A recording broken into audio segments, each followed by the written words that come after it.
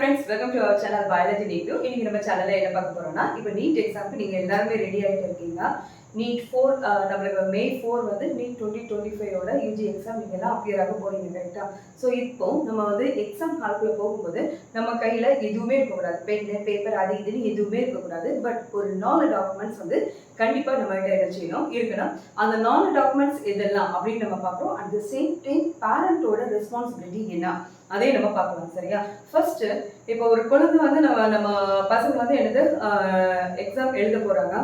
First அவங்க nervousness இல்லாமல் பார்த்துக்கிறது உங்களோட மெயின் பொறுப்பு சரியா. அதை லாஸ்ட் மினிட்ல நல்லா பண்ணணும் அது எதுவுமே நீங்கள் சொல்ல வேண்டாம். ஏன்னா அவங்க நல்லா தான் படிச்சிருக்காங்க. அவங்கள்ட்ட ஒரு அக்செப்டன்ஸ்னு ஒரு கேரக்டரை தயவு செய்து டெவலப் பண்ணுங்க. அவங்க நல்லா எழுதினாலும் நல்ல ஓரளவு ஓகேனாலும் அவங்களுக்கு இது வந்து அக்செப்ட் பண்ணிக்கக்கூடிய மைண்ட் ஒரு மென்டாலிட்டி வந்து டெவலப் பண்ணிட்டு அதுக்கப்புறம் தான் நம்ம என்னது எக்ஸாம் எழுதவே நம்ம வந்து அலோவ் பண்ணணும். இல்லைன்னா பசங்க இப்போ எல்லாம் மோஸ்ட்லி அவங்க என்ன பண்ணாங்க அந்த எக்ஸாமில் ஐயோ அம்மா என்ன நினைப்பாங்களோ அப்பா என்ன நினைப்பாங்களோ. ஸோ அப்படியே நிறைய தப்பான ஒரு டெசிஷனுக்கு அவங்க எடுக்கவே கூடாது. ஸோ வந்து அஸ் எ பேரண்ட் ஒரு பேரண்டாக இருந்து அக்செப்டன்ஸ் அவங்களுக்கு ரொம்ப இம்பார்ட்டன்ஸ் அதை வந்து நீங்கள் இது கிளியர் பண்ணி விட்டுருங்க ஓகே.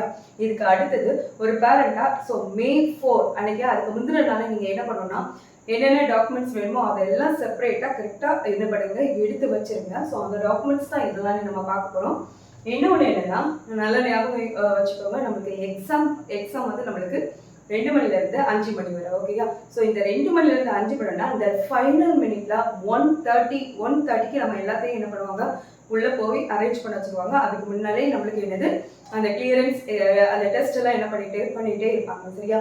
இப்போ நீங்கள் வந்து 1:31க்கு உள்ளே போனாலும் யாருமே அலோட் கிடையாது. ஸோ வந்து எக்ஸாம் சென்டர் எங்கே இருக்குதுன்னு ஃபர்ஸ்டே பார்த்துட்டு அதுக்கு 2 hours பிஃபோர் நீங்கள் வந்து அங்கே ரீச் ஆகுறது மாதிரி பார்த்துக்கோங்க. இதை ஏன் சொல்கிறேன்னா இன்னும் ஒரு பேரண்டாவோ ஒரு கார்டியனாவோ நீங்கள் வந்து கொண்டு விடும்போது மேபி அவங்க செக் பண்ணும்போது ஏதாவது முன்ன பின்ன இருந்தாலும் அந்த 2 hours நீங்கள் என்ன பண்ணிக்கலாம் ப்ராப்பராக யூஸ் பண்ணி அந்த நேரத்தில் லாஸ்ட் மினிட் நர்வஸ்னஸ் இல்லாமல் பசங்க ஈஸியாக போய் எக்ஸாம் எழுதிட்டு வருவாங்க. இது ஒரு ஃபர்ஸ்ட் ப்ரையாரிட்டியில் வச்சுருக்கீங்க. ஏர்லியராக ரீச் பண்ணுறது வந்து ரொம்ப இம்பார்ட்டன்ட் ஓகேயா. தென் அதுக்கு அடுத்தது பேரண்டோட முக்கியமானது candidates will follow all the instruction in the examination hall. இப்போ வந்து பசங்க வந்து எந்த ஒரு என்னது வேற ப்ராப்ளம்ஸ் அப்படி வந்து இந்த பிட் பேப்பர்ஸ் அது இது நீங்கள் எதுவுமே நம்ம என்ன செய்யக்கூடாது அலோவ் பண்ணக்கூடாது. ஸோ அதை ப்ராப்பராக நம்ம ஒரு பேரண்டாக நீங்கள் என்ன பண்ணிக்கோங்க செக் பண்ணி பசங்களை என்ன பண்ணுவாங்க எக்ஸாம் பண்ணிட்டு கொண்டு விடுங்க.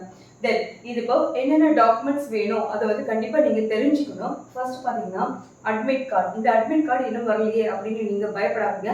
எக்ஸாமுக்கு ஒரு 2 நாளோ 3 நாளைக்கு முன்னுக்கு தான் அட்மிட் கார்டு வந்து என்ன பண்ணுவாங்க வரும். ஸோ அதில் வந்து என்ன பண்ணிக்கோங்க பிரிண்ட் அவுட் பண்ணி எடுத்துக்கோங்க.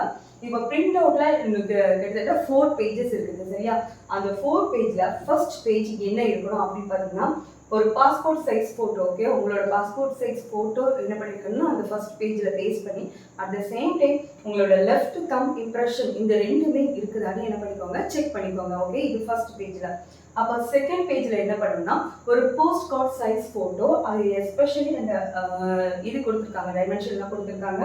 தென் வித் என்ன பேக்ரவுண்ட் இருக்கணும் அப்படின்னு பார்த்தீங்கன்னா ஒயிட் பேக்ரவுண்டில் இருக்கக்கூடிய அந்த ஃபோட்டோகிராஃப் நீங்கள் என்ன பண்ணீங்கன்னா போஸ்ட் கார்ட் சைஸில் உள்ளதை என்ன பண்ணிக்கணும் பேஸ்ட் பண்ணிக்கணும். இந்த 2 மஸ்ட் இதை செக் பண்ணிவிட்டு அதுக்கு பிறகு நீங்கள் என்ன பண்ணால் அந்த டாக்குமெண்ட்டை கரெக்டாக எடுத்து வச்சுக்கோங்க. தென் ரெண்டாவது உள்ளது பாஸ்போர்ட் சைஸ் ஃபோட்டோ எக்ஸ்ட்ராவாக ஒன்று கையில் வச்சுக்கணும். இது எதுக்குன்னா அவங்க எக்ஸாம் ஹாலில் அட்டெண்டன்ஸ் ஷீட்டில் உங்களோட எனக்கு அந்த ஃபோட்டோ வந்து ஓட்டுறதுக்கு கேட்பாங்க. ஸோ பாஸ்போர்ட் சைஸ் ஃபோட்டோ ஒன்று அடிஷ்னலாக இருக்கணும் சரியா. தென் அதுக்கு அடுத்ததுன்னா வேலிட் ஒரிஜினல் ஐடி கார்டு. இது ஒரு மோஸ்ட் ப்ராபபிளி நிறைய பேர் ஆதார் கார்டு வச்சுக்கிட்டுறது நல்லது. தென் அப்படி இல்லாத பட்சத்தில் நீங்கள் என்ன பண்ணிக்கணும்னா உங்களோட பாஸ்போர்ட்டை யூஸ் பண்ணிக்கலாம் இல்லை ஓட்டர் ஐடி யூஸ் பண்ணிக்கலாம். இதனால என்ன பண்ணிக்கோங்க பட் வந்து என்னென்னா வேலிட் ஒரிஜினல் ஐடி கார்டு என்ன செய்யணும் கண்டிப்பாக இருக்கணும் ஓகே. இப்போ 4வது பார்த்தீங்கன்னா PWBD சர்டிஃபிகேட்.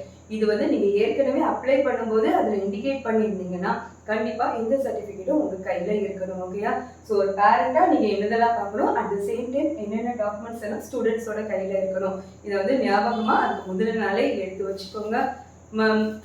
மோஸ்ட் ப்ராபப்ளி கொஞ்சம் ஏர்லியராக என்ன பண்ணுங்க ரீச் பண்ண போகிறேங்க. ஃபைனல் மினிட்ல இருக்கக்கூடிய கன்ஃபியூஷன் இதுவுமே என்ன செய்யணும் இல்லாமல் இருக்கணும். ஸ்டூடெண்ட்ஸ் வந்து நார்மலாக போய் ரொம்ப வந்து ஃப்ரீயாக எழுதி எக்ஸாம் எழுதிட்டு வரணும். நான் இந்த இன்ஃபர்மேஷன் உங்களுக்கு யூஸ்ஃபுல்லாக இருந்ததுன்னா உங்கள் ஃப்ரெண்ட்ஸ்க்கும் ஷேர் பண்ணுங்கள், மறக்காமல் சப்ஸ்கிரைப் பண்ணுங்கள். நாளைக்கு இன்னொரு வீடியோவில் மீட் பண்ணலாம். Until then, bye from Dr. D. Usha. Thank you.